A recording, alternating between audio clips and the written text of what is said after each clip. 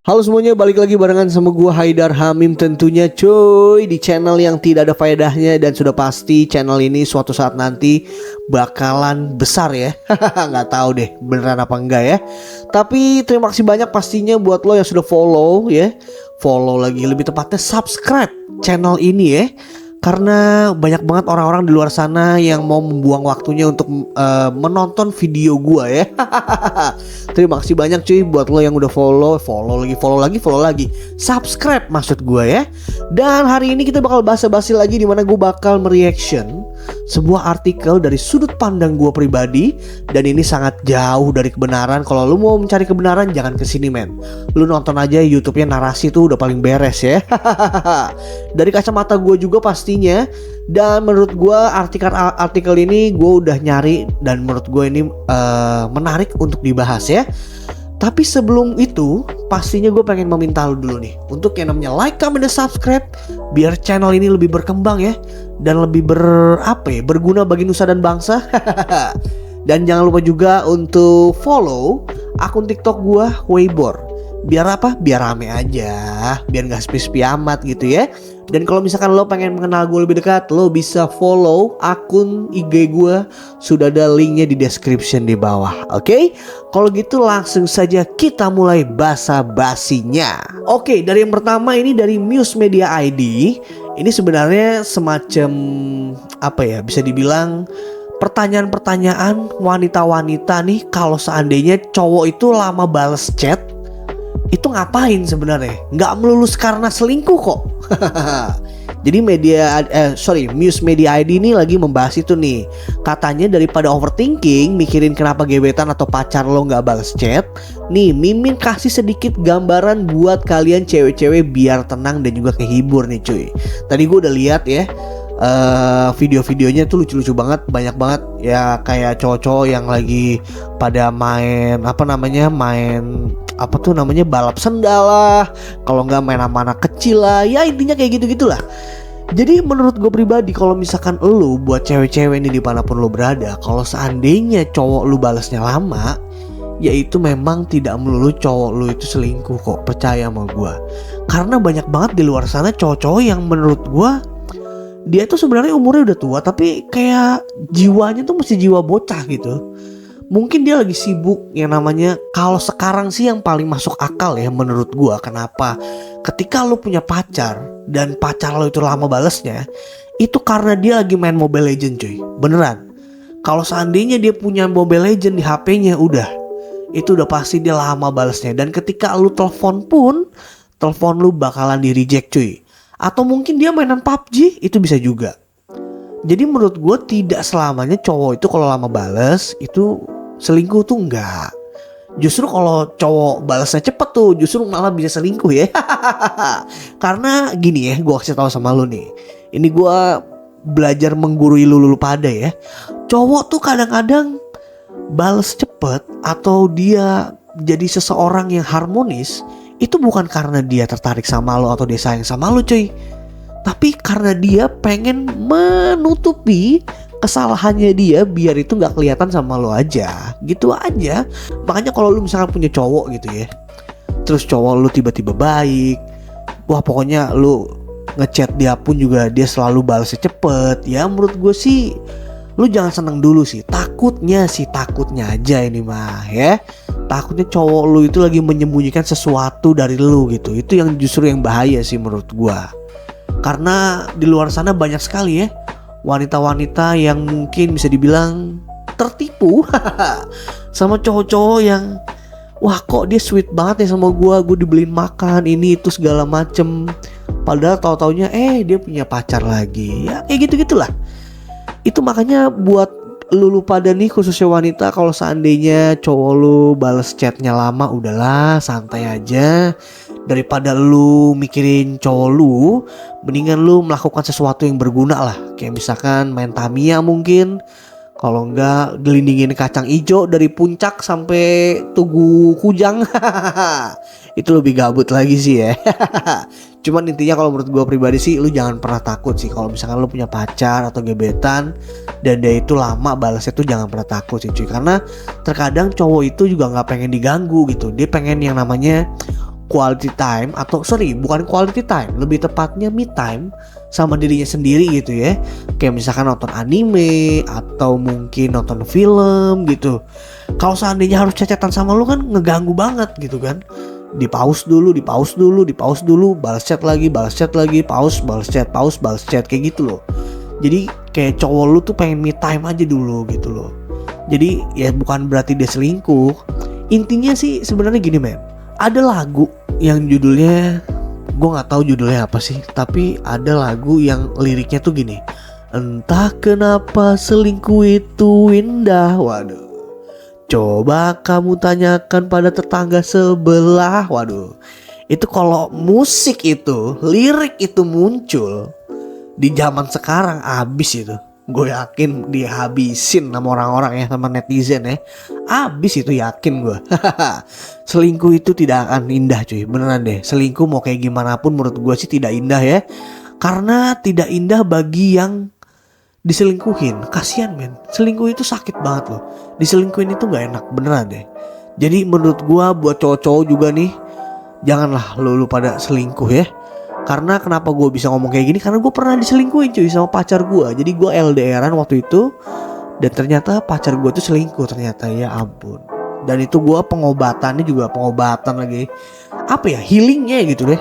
Healingnya itu sekitar setahun gue baru mulai bisa move on, bisa ngelupain dia dikit-dikit.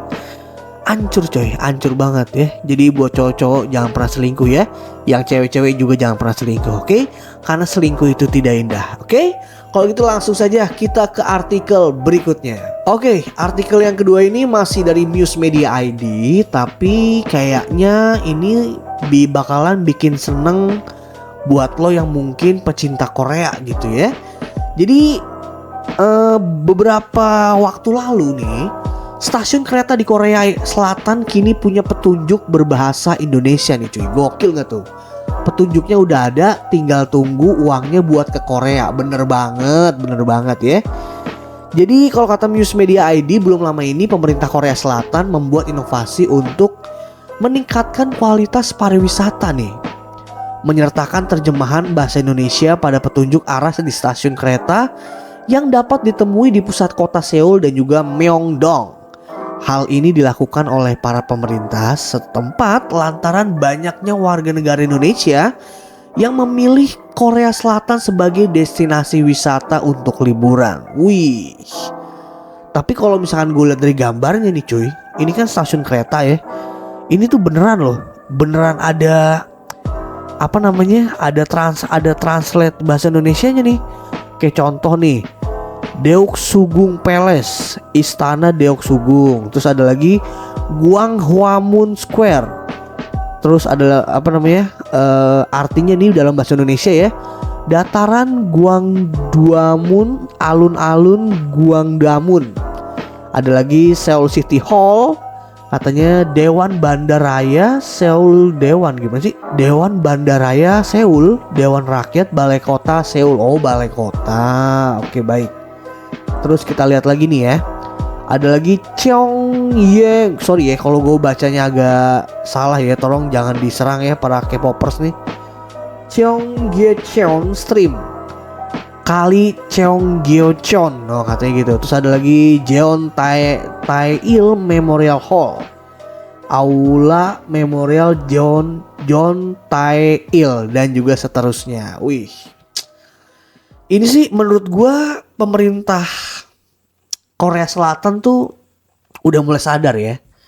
Kalau di Indonesia itu banyak sekali K-popers dan juga pecinta-pecinta Korea yang lain yang mungkin pengen banget ke Korea tapi duitnya itu nggak ada cuy. K-pop itu dan juga drakor itu memang sebegitu masifnya gitu ya. Apalagi buat lu semua, gue yakin banget sih, kalau ketika lu sudah suka yang namanya Korea, lu pasti pengen banget yang namanya merasakan negara Korea itu seperti apa. Nah, pemerintah Korea sendiri ini sudah mempersiapkan nih buat lo semua yang mungkin pengen ke Korea Selatan gitu ya, untuk yang namanya biar lo itu nggak bingung gitu naik transportasi umum kayak kereta contohnya gitu kan. Tapi inget ya, ke Koreanya itu ke Korea Selatan, jangan ke Korea Utara. Jangan, kalau lu ke Korea Utara yang ada lu di rudal ya. Sama Kim Jong Un. Aduh, ntar mesen tiket gue mau Korea tapi malah Koreanya bukan ke Seoul tapi malah ke Pyongyang. Ya udah lu kelar lu sono, lu ditembak nuklir lu. Cuman menurut gue kayak gini tuh bagus banget ya.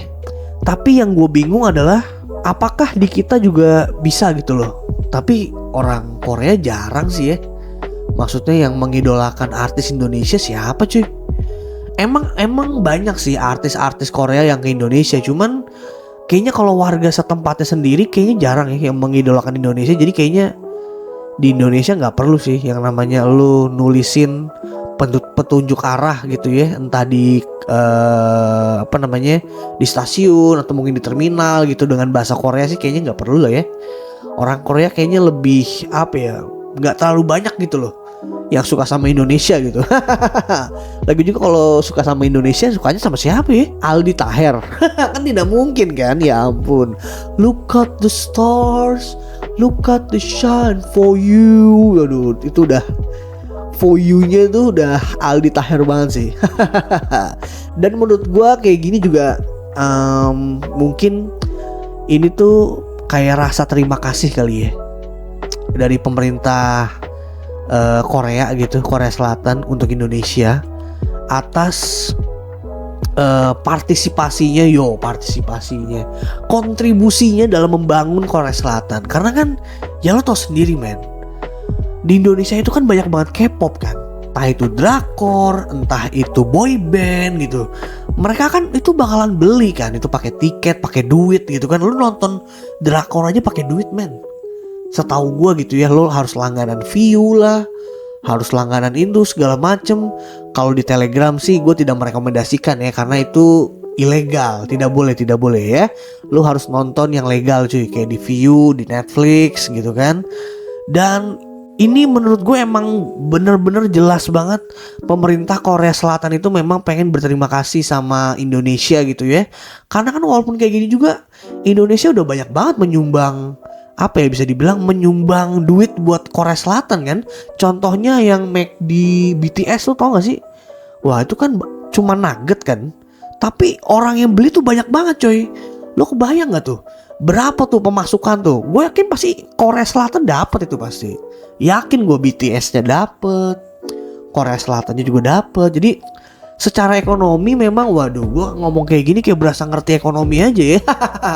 Secara ekonomi memang menurut gue pribadi pun juga Korea Selatan ini kena imbasnya dari K-popers dan juga orang-orang yang suka sama Korea sih. Gokil sih ya. Gue aja punya temen coy, itu suka banget sama Korea. Dia tuh sampai belajar bahasa Korea, coba lu bayangin aja. Annyeonghaseyo, kamsahamnida, kayak gitu-gitulah pokoknya ya. Gokil pokoknya. Buat lo mungkin para K-popers ya dimanapun lo berada, atau lo pecinta Korea yang militan banget, gue doain semoga lo bisa yang namanya pergi ke Korea beneran ya, dan lo bisa menikmati perjalanan di sana naik transportasi umum dengan translate bahasa Indonesia. Gokil tuh. Ya udahlah, mungkin segitu aja kali ya video kali ini ya, basa-basinya. Terima kasih banyak yang sudah menonton. Pastinya kalau misalkan lo punya artikel yang menarik, unik, atau mungkin cringe, lucu, lo bisa kirimin aja cuy langsung linknya ke DM Instagram gue. Linknya itu ada di kolom description di bawah. Oke? Kalau gitu mungkin segitu aja ya. Jangan lupa like, comment, dan subscribe channel YouTube gue ini Weibor.